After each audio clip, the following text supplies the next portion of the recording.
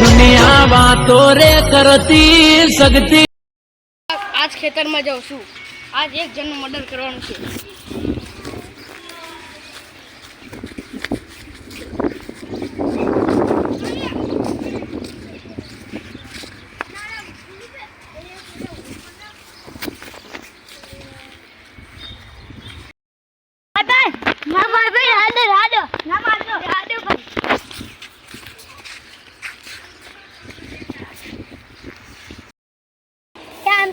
મને ચક્કુ પેટમાં મારી મને મારવા માંડી. હવે આવો અમે કેમ પેટમાં ચક્કુ ઘાલી ચલા એમને પેલા મને ગાળો બોલતા હતા.